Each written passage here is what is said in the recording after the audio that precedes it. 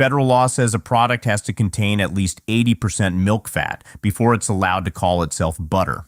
That's not a marketing claim. That's the actual legal floor written into the U.S. code, and once you know that number, walking down the butter aisle starts to look very different. We looked into 11 of the biggest butter and butter-style brands sold in this country, the tubs and blocks that show up in most refrigerators without a second thought, and lined every one of them up against that 80% line. Some don't come close. A few don't even try. By the time we get to the worst one on this list, you'll be looking at a tub that barely functions as a food product, let alone as butter. Then we're switching directions completely and showing you 5 brands that don't just clear that legal floor, they blow past it, built from nothing more than cream and salt, the way butter is supposed to be made. Every fact in this video traces back to a real regulation, a real lawsuit, or a real ingredient label, and the full source list is in the description below. Let's get into it. Number 11, Challenge Butter. Clean packaging, California dairy branding. A price that sits just under what you'd pay for something marketed as premium. It's an easy brand to grab without thinking twice, and for most shoppers, that's the entire point. Federal law sets 80% milk fat as the minimum a product needs before it can legally be called butter. Challenges real butter made from cream, and by taste and texture alone, it behaves like a butter built close to that minimum rather than comfortably above it. Straight from the refrigerator, it resists the knife instead of giving under it. When it finally moves, it drags rather than glides, which is what butter with less fat and more moisture tends to do. The flavor follows the same pattern. Nothing offensive, nothing especially there either. Closer to the general idea of butter than the thing itself. The unsalted version is marketed toward baking, cookies, cakes, pastry dough, the kind of recipes where butter is supposed to do real work. That's not a flaw you'll notice in a recipe where butter sits in the background. It's a flaw you'll notice the moment butter is supposed to be the whole point. Minimum standard, minimum result. It's a margin decision, not a quality one. And this is only number 11. Number 10, Breakstones. This brand has spent a long time building its identity around one specific claim, certified kosher butter, made under strict religious oversight. For shoppers who need that certification, that's a real and meaningful distinction.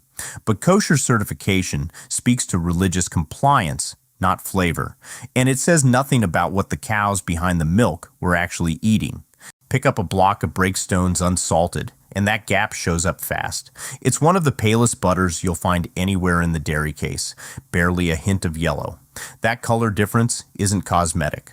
Butter's natural golden hue comes from beta-carotene, a compound cows pick up from eating grass. And the more of a cow's diet that comes from pasture, the more of that pigment shows up in the milk and eventually the butter.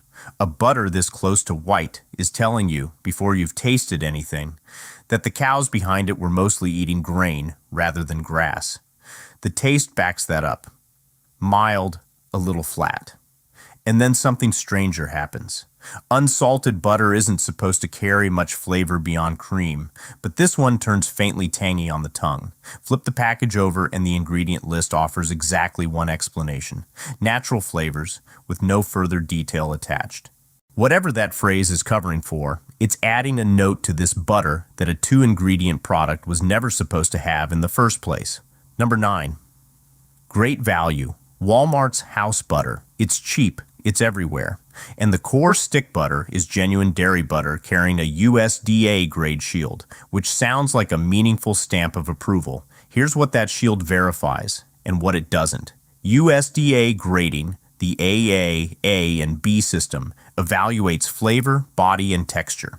It's a real licensed inspection process. What it does not evaluate is how the cows were raised, what they were fed, or whether they were treated with RBST, a synthetic growth hormone injected into some dairy cows to increase milk output. The United States permits RBST use and has since the FDA approved it in 1993, taking the position that milk from treated and untreated cows shows no significant difference.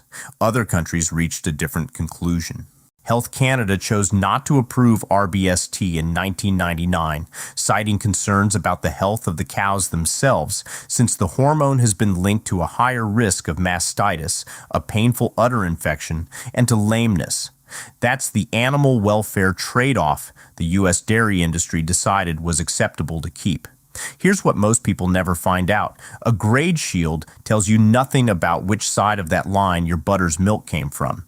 Then there's the great value canola oil spread sitting in the same dairy case, a blend of butter and canola oil with added beta-carotene standing in for the golden color grass-fed butter earns naturally.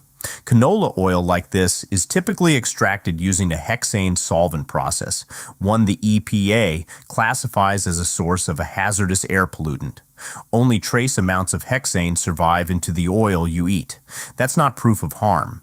That's an absence of long-term research the label doesn't mention either way. Number 8, Land O'Lakes. This is one of the most recognized names in the entire dairy aisle. And the core stick butter does what butter is supposed to do without much controversy attached to it. The story gets more complicated with the canola oil blends that made this brand a kitchen staple for a different reason. Butter is hard to spread straight out of the refrigerator, and a canola blend stays soft at that same temperature. That convenience is real. What isn't advertised is how that canola oil gets extracted. Commodity canola oil in the United States is commonly processed using a hexane solvent, a chemical the EPA regulates as a hazardous air pollutant under its own rules for vegetable oil production. Only trace amounts of hexane survive into the finished oil, and no long-term study exists tracking what daily, low-level exposure to that residue does over years of consistent use. Nobody knows, and that absence is exactly what the front of the tub leaves out. Then there's the light butter canola blend, and reading its own ingredient panel tells the rest of the story. Modified food starch, tapioca maltodextrin, mono and diglycerides, sodium benzoate, potassium sorbate, xanthan gum, natural flavor, beta-carotene. Real butter has 2 ingredients, cream and salt. This one has closer to a dozen in exchange for a lower calorie count. Fewer calories is real. A longer ingredient list is the trade-off, whether the front of the tub says so or not. Number 7, Brummel Brown. This is the one positioned as the smart swap. Made with real yogurt, zero trans fat, clean minimalist packaging. It's an easy brand to reach for if you're trying to trade up from regular butter. Read the tub itself, though. In the print, most people walk straight past. And it says vegetable oil spread, not butter, not margarine. That distinction is written into federal law. Both butter and margarine require at least 80% fat by weight. Fall below that line, and a product legally can't use either word, no matter how it's marketed on the front. Brummel Brown doesn't come close to that threshold. As for the yogurt the packaging leans on so heavily, check the ingredient list and it shows up well behind the first 2 ingredients, purified water and soybean oil, and behind palm oil as well. The ingredient the brand leads with on the label is nowhere near the top of what's inside the tub. You're buying a water and oil emulsion dressed in the language of a health food, and the front of the package is doing all the work the actual contents can't. That's not a smarter butter. That's a spread wearing a health claim. If this breakdown has been useful so far, a quick like helps more people see it before they buy one of these without knowing what's inside. Takes about a second. Back to the list, because the next few brands are where this gets more specific, not less. Number 6, I can't believe it's not butter. Look at the front of this package, and your eye catches one word above everything else. Butter, printed large. The rest of the name, the part that actually tells you the truth, functions almost like fine print, even sitting right there in plain sight. The product is described as having a rich, buttery flavor and positioned as a stand-in for butter in nearly any use. And the implication does a lot of work. The literal name never quite makes. What's inside is mostly water and vegetable oils, and it tastes like exactly that. Thin, without the richness real cream provides. The most serious issue in this lineup is the cooking spray. Consumers filed a lawsuit against the company over its zero-calorie labeling, arguing the claim was misleading given how the spray is actually used in a real kitchen. The FDA allows a spray product to list 0 calories if a single serving, legally defined as a fraction of a second burst, comes in under 5 calories. Nobody cooks with a fraction of a second spray. Add up how a full bottle actually gets used, and the total comes to roughly 771 calories and 82 grams of fat across the entire container. A federal appeals court ultimately dismissed that lawsuit, ruling the per-serving labeling wasn't legally misleading under the FDA's own serving size rules. Consumers argued the number didn't reflect how the product is really used in a kitchen. The court disagreed, but that bottle total, 771 calories and 82 grams of fat, is exactly what the label adds up to if you do the math yourself. That math is worth doing before your next spray. Number 5. Parkay. This is a brand that built decades of its identity on memorable television advertising, and it earned a certain nostalgic trust because of it. Trust built on advertising isn't the same as trust earned by what's inside the tub. Parkay is made primarily from soybean oil, palm kernel oil, and palm oil bound together with a standard lineup of preservatives, plus natural and artificial flavors listed without any further detail on what those flavors actually are. Then there's the Parkay squeeze bottle, a liquid product built from soybean oil and hydrogenated cottonseed oil. Cottonseed is worth pausing on. It's one of the 8 oilseed crops the EPA names directly in its own regulations on solvent extraction, alongside soybean and canola, which means cottonseed oil, like the soybean oil in the same bottle, is commonly processed using a hexane solvent the agency classifies as a hazardous air pollutant. Refining removes most of that residue before it reaches your kitchen. Most isn't all, and there's no long-term research tracking what regular low-level exposure to what remains does over years of use.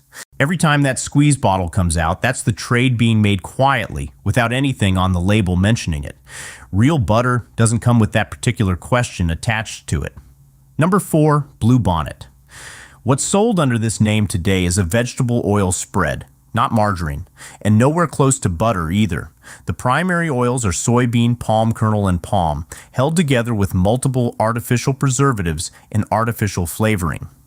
Neither butter nor margarine can legally use those names below the federal 80% fat floor, and Blue Bonnet's own front label classification as a spread tells you plainly which side of that line it sits on, without needing an exact number attached. The brand markets itself today on having less fat and cholesterol than real butter. That's technically accurate. What it leaves out is what replaced that fat, a combination of artificial preservatives that, in sensitive individuals, has been associated with digestive discomfort and, in some cases, respiratory symptoms. One of those preservatives, sodium benzoate, has been studied for a possible link to increased hyperactivity in children when combined with certain artificial food colorings. That's an association from research, not a proven cause on its own, so it's worth stating carefully rather than as settled fact.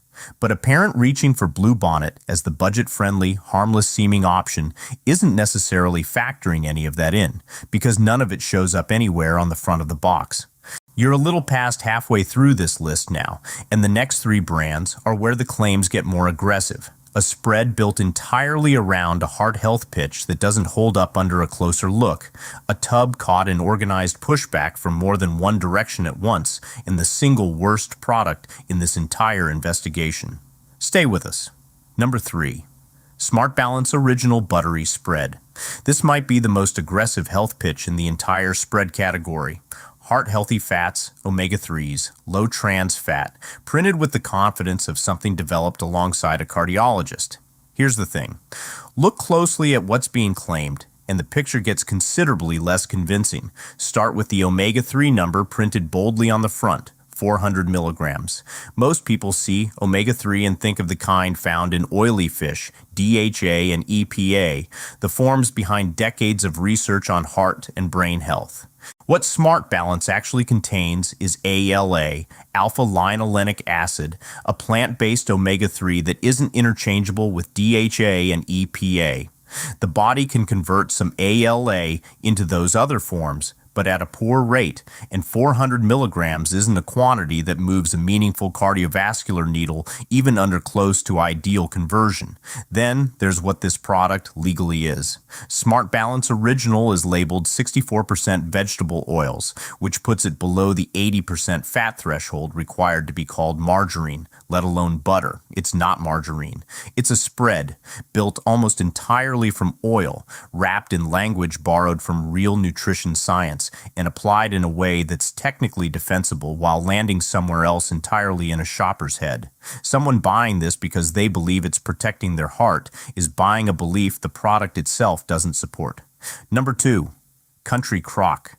The barn illustration, the word churned printed across the tub, the sense of something wholesome and homemade.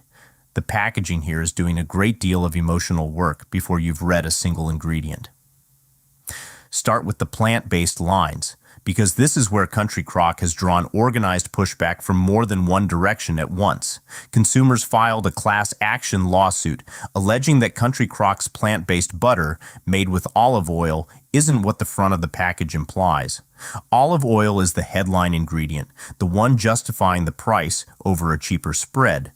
But according to the complaint, it's one of the last ingredients listed, behind traditional vegetable oils like palm, soybean, and canola. A parallel class action makes the same allegation about the plant-based version made with avocado oil. These are allegations made in filed lawsuits, not proven findings, and Country Crock is entitled to defend itself against them. But the underlying pattern, a premium oil named prominently on the front, while cheaper oils make up the bulk of the formula, is worth sitting with regardless of how any single case resolves. Separately, the American Butter Institute and the National Milk Producers Federation have formally asked the FDA to stop plant-based spreads like this one from using the word butter at all, on the grounds that federal law defines butter specifically as a dairy product made from milk. Country Crock's plant-based lines contain none. As for the original dairy-based Country Crock, the version that's been in refrigerators for generations, it's now labeled a vegetable oil spread rather than margarine, sitting below the federal fat threshold required for either classification. That detail is on the label. Finding it, printed in small type against the packaging, takes considerably more effort than the barn illustration ever will. And now, the one that takes the top spot for all the wrong reasons. Number 1. Imperial. Every version of this product across the decades has occupied roughly the same lane.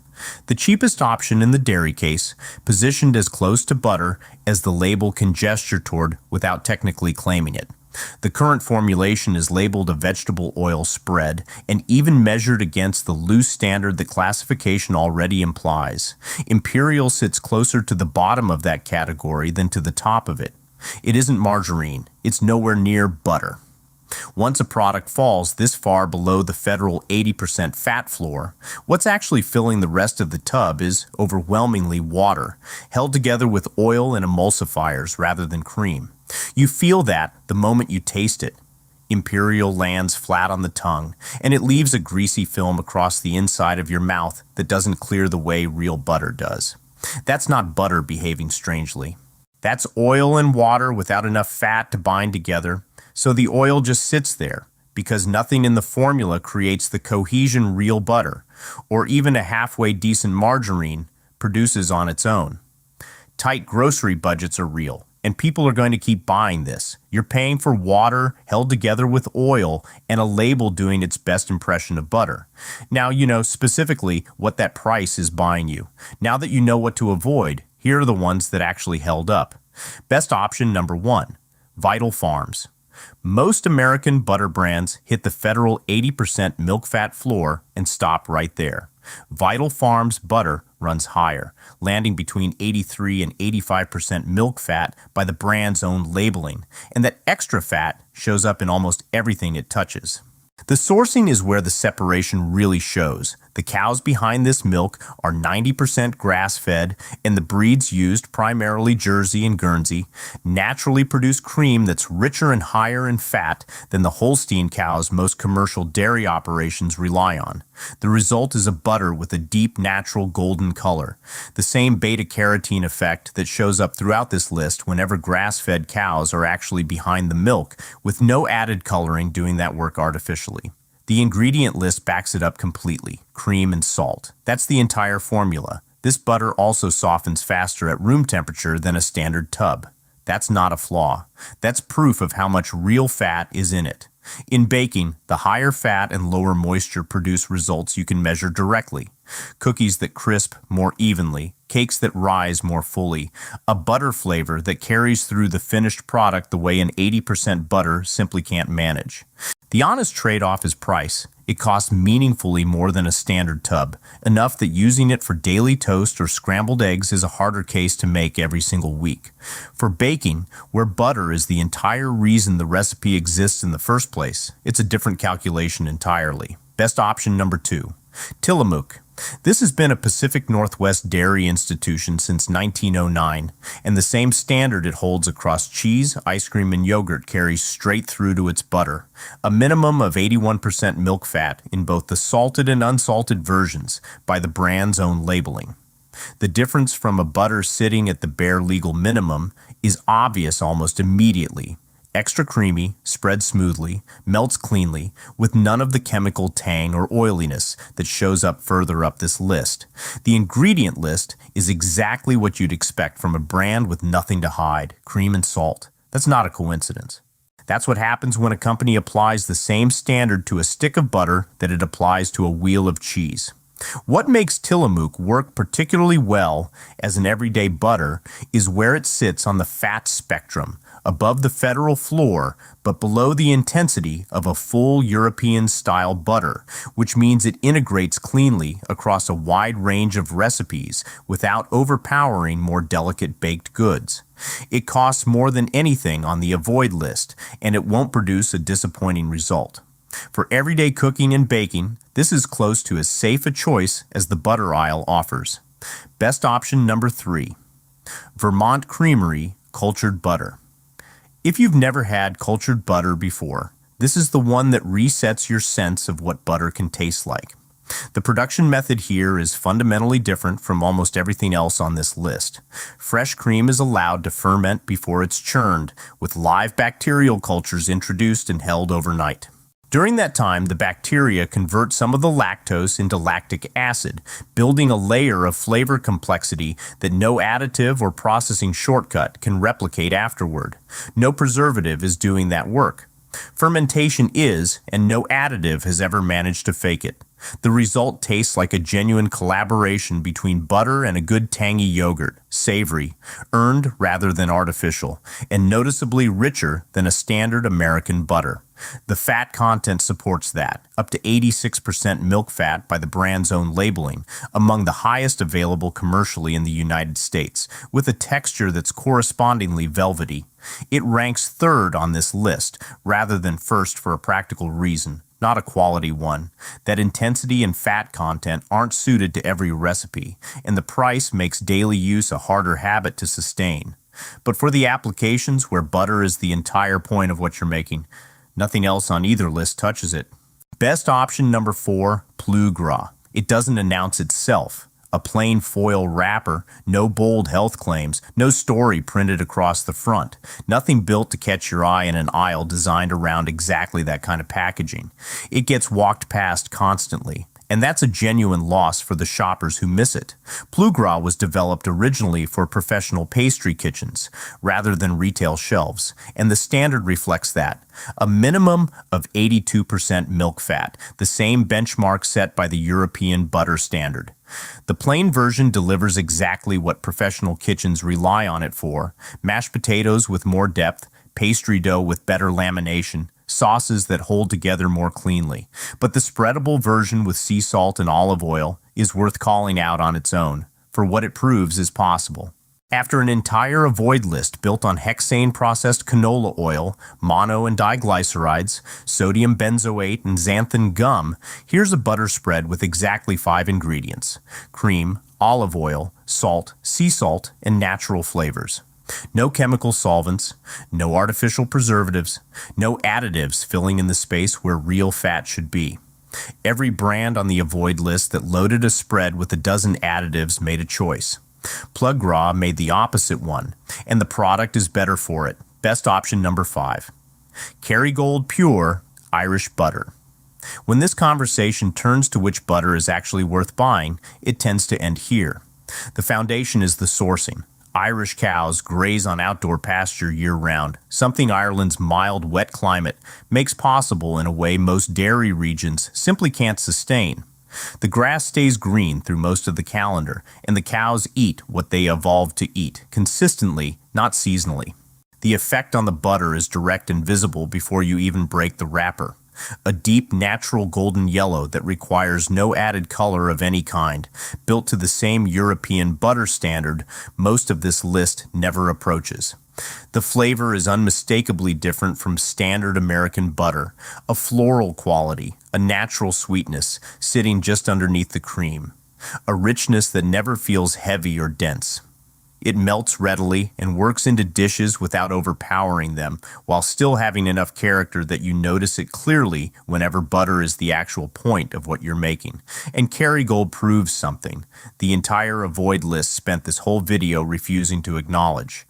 The standard spreadable version, soft straight from the refrigerator, contains 2 ingredients: cream and salt, nothing else. No emulsifiers, no preservatives, no chemical assistance required to keep it soft.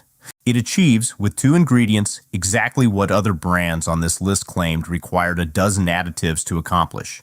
Every brand on the avoid list knows an honest, clean product is achievable.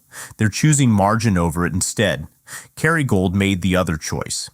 And that's exactly why it sits at the top of this list. So how do you tell the difference yourself? Standing in the aisle without a law book or a lab report in your pocket. Here's the rule this entire investigation comes down to.